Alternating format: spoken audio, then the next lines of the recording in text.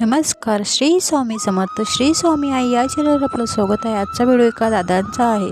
दादांचं खूप सुंदर असं दादांचे सर्व बिझनेस ठप्प पडले होते. खूप कर्जबाजारीत आले होते. दादांवर खूपच कर्ज झालं होतं.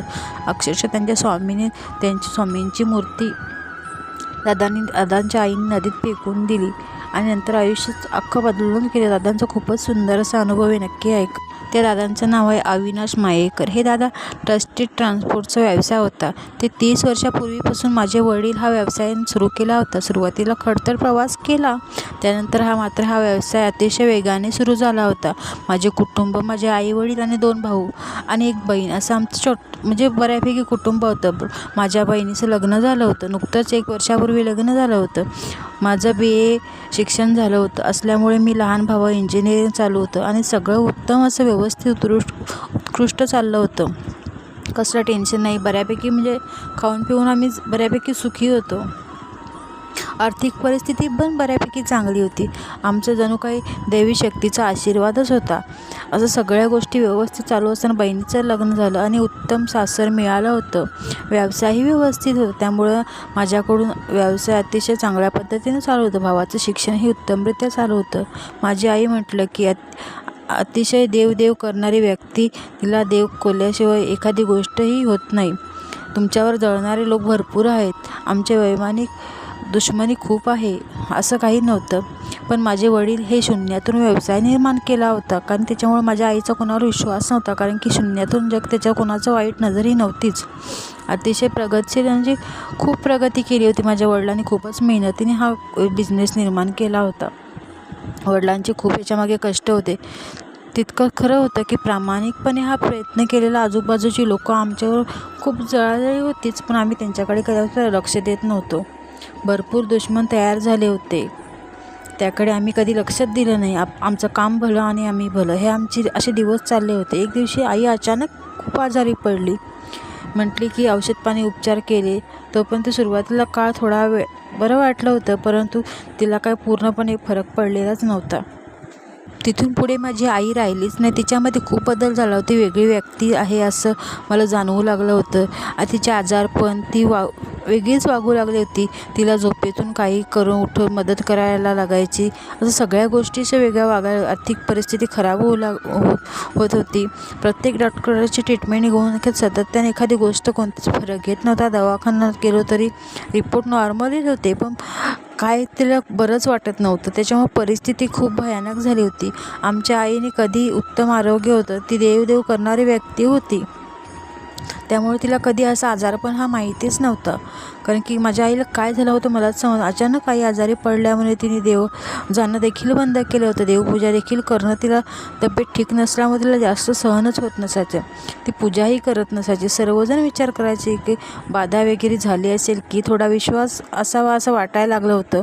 माझं पाऊल त्या दिशेने वळत होतं. आम्ही फक्त विज्ञानावर विश्वास ठेवणारे होतो. डॉक्टर सांगेल ते, पण असं वाटत होतं की काहीतरी बाहेरचं असावं असं वाटायला लागलं होतं. एक दिवशी आई अचानक खूप त्रास व्हायला लागला होता. आम्ही तिचे हातपाय बांधून ठेवायला लागलो होतो.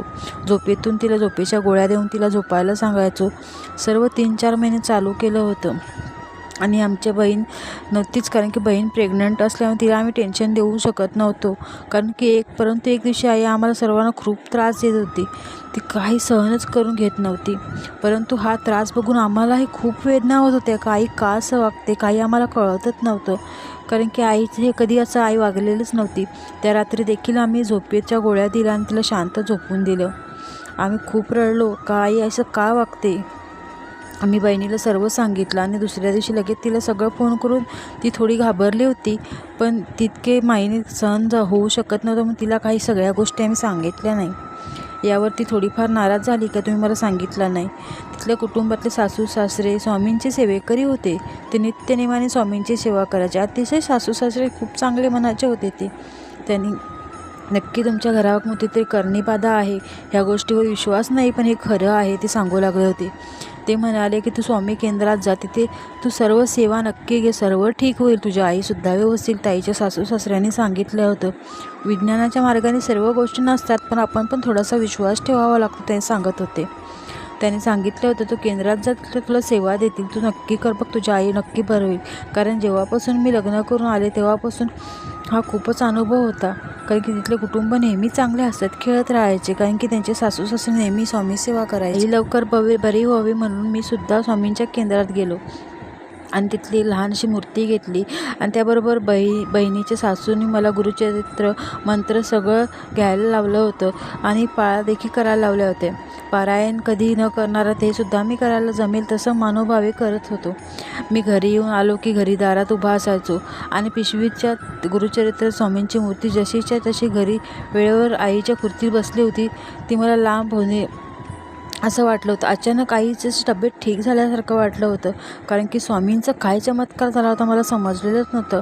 की दारात पाय ठेवलं आणि आई त्या क्षणाला काय माहिती नाही, पण अतिशय पळावर वेगळीच झाली होती. माझ्याकडे पिशवीकडे बोट दाखवत होती. ते पिशवीत फेकून दे असं ती काय एकदम विचित्र वाटायला लागत होती का ते पिशवी फेकून दे अशी काहीतरी विचित्र बोलत होती, कारण की ती असं वाटत होतं की तिला काहीतरी वाईट शक्तीची बाधा त्याजवळ हिसकून घेत होती पिशवी. तितक्यातच माझे वडील आणि लहान भाऊ वरती बेडरूममध्ये होते. ते खाली बसले होते. अचानक पडल्यासारखा आवाज आला. आई दोघी आईला शांत बसत सांगत होते. आई एकदम विचित्र वागल्यासारखे करत होती की काय माहिती तिला कोण हे वागायला भाग पडत होतं की काय मला समजत. घरामध्ये मूर्ती आणली आणि स्वामींची प्रतिष्ठापना केली आणि पुढच्या गुरुवारी पारायण किंवा जप ठरवलं होतं आणि आई झोपली होती आणि 4-5 तास असे निघून संध्याकाळची वेळ होती. आई एकदम नीट झाली नव्हती, पण आई खाली आणि स्वामींची मूर्ती तिने बघितली आणि तिची मूर्तीवर नजर गेली आणि ती मूर्ती उचलली आणि जोरात फेकून दिली.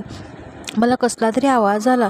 तेव्हा मी बघतो तर का आईने मूर्ती फेकून दिलेली होती. गुरुचरित्र पारायण केलं होतं, पण गुरुचरित्र पारायणचे मंत्र त्याला हात देखील लावला नव्हता. गुरुचरित्र चित्राकडे एकदम रागाने बघत होती. तिला कुणाचा तरी जीव गेला असं नजरेने आम्ही वाटत होतो.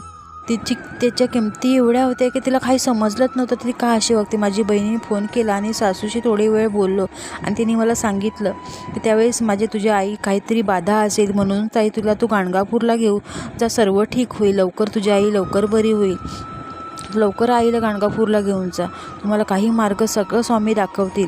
दुसरे मी गाणगापूरला घेऊन जायला हे आईच्या काना पडल्यावर पासूनच आई अशी एकदम विचित्र वागू लागली होती. आईच्या आणखीन आई खूपच हसत होत, कारण की तिला नकार देत होती का तू जाऊ नको, तिच्यात काहीतरी वाईट शक्ती होती असं मला वाटायला लागलं होतं. आम्ही तिला कसं बसं का नाही, पण तिला न्यायची गरज होती. तिचे हातपाय बांधून काय होईना तिला आम्ही तिथे घेऊन जायचं ठरवलं होतं. आम्ही तिला कशा पद्धतीने तिथे घेऊन गेलो ते आम्हालाच माहिती होतं. कारण की ती वाईट परिस्थिती सगळ्या आम्हाला खूपच एकदम वाईट परिस्थिती होती की तिला आम्ही कोणत्या परिस्थितीतून घेऊन गेलो आम्हाला कळत नाही. अशा अवस्थेत भावाचा आजारपणही चालू होतं. वडीलसुद्धा आमच्या खूपच वाईट, कुणाची तर ड्रायव्हिंग करू शकत नव्हतो. अशा पद्धतीने आम्ही एक ड्रायव्हरसुद्धा घेतला होता आणि आम्ही आईला धरून पकडून बांधून घेऊन चाललो होतो. अशा अवस्थेत आईला घेऊन जर आम्हालासुद्धा वाईट वाटत होतं, पण आमच्याकडे पर्याय नव्हता. गाणगापूरला पोहोचता आई तर गाडीत खूपच विचित्र वागत होती. आम्ही खूपच त्रास सहन केला होता. आम्ही कसेबसेकाने पण गाणगापूरला पोहोचलो होतो. त्या ठिकाणी तांत्रिकची भेट घेतली आणि आईकडं बघून ओळखलं होतं का ह्या बाईला काहीतरी करणीबाधा केली आहे आणि ते आम्ही एक लहानसं पूजासुद्धा केली. त्या पद्धतीने आम्ही सर्व व्यवस्थित केलं होतं आणि फक्त आम्ही एवढंच म्हटलं की आईला आमची बरी होऊ दे, सगळं नीट होऊ दे, सुखरूपपणे बाहेर पडावी आमची इच्छा होती. सांगितलं होतं की जी पूजा करू त्यामध्ये आईला खूप त्रास होईल, ती प्रार्थना चालू करणार आहोत, त्या आईला प्रचंड वेदना सहन करावी लागते, खूप वेळ लागेल. आम्ही काही विचार न केला का आई बरी होऊ दे, जेणेकरून आम्ही हा त्रास सहन होऊ दे, आम्ही करू सण. इकडे बघून आम्ही सगळं व्यवस्था केली होती. आईची अवस्था बघून अक्षरशः रडू येत होतं. भयंकर अशी आईची अवस्था वाईट, मानसिक स्थितीत तिची अजिबात नव्हती. एकदम आम्हाला विचित्र वाटत होती. आईला सर्वजण बघून खूपच घाबरले होते. ह्या अपेक्षा नव्हत्या आईकडनं. 1 ते 1.5 तास असं सर्व एकदम सहन करावं. आई अचानक जमिनीवर कोसळून आई अख्खी जमीनभर लोळत होती. आम्ही तर बघूनच खूपच घाबरत होतो. आई अशी का वागते, आई वाईट शक्ती आहे का. सांगत होतं घाबरू नका, ही वाईट शक्ती आहे, त्याचं आपण हे करतोय म्हणून ती असं करते. आई तुमची आई लवकर बरी होईल. त्यानं आम्हाला ते धीर देत होते. पुढून सगळं चांगलं होईल, त्रास सहन करा, सगळं नीट होईल, सर्व त्या व्यक्तींचा नंबर लागणार. अशा पद्धतीने आमचं कुटुंब सर्व बांधून ठेवलं होतं आणि यातून सर्व सुटका करणारा आम्ही सगळे स्वामींना प्रार्थना करत होतो. स्वामी नक्की तुम्ही ह्याच्यातनं मला मार्ग काढणार आहेत. अक्षरशः स्वामींवर माझा विश्वास होता का अक्षरशः तुम्हीच याच्यातनं सोडवणार आहेत. असं करून स्वामींची मूर्तीवर विश्वास होता. स्वामींची मूर्ती मी जशी होती तशी परत आणली होती. आमचं कुटुंब सर्व उद्ध्वस्त व्हायला लागलं होतं. अक्षरशः स्वामींनी आम्हाला यातनं सोडवलं होतं. सांगत होते का तुमचं पूर्ण कुटुंब उद्ध्वस्त झालं असतं, तुमच्यावर खूपच करणीबाधा केली होती. होती. अक्षरशः आम्ही जर वेळेवर पोहोचलो नसतो तर आई हे ठीक झालं नसतं. आई आमची तिथे शुद्धीवर आली होती आणि असं वाटत होतं का आई भरपूर वर्षांना आठवतच नव्हतं. आईला असं वाटत होतं का काहीच झाले ना, आई आपण इकडे कसं आलो, कारण की आई याच्यात पूर्ण वाईट शक्ती भरलेली होती. अक्षरशः स्वामींच्या सेवेने का नाही पण सगळं गाणगापूरला नेऊन आमच्या सगळं आईला मुक्ती दिलेली आहे. ती वाईट शक्ती निघून गेलेली होती.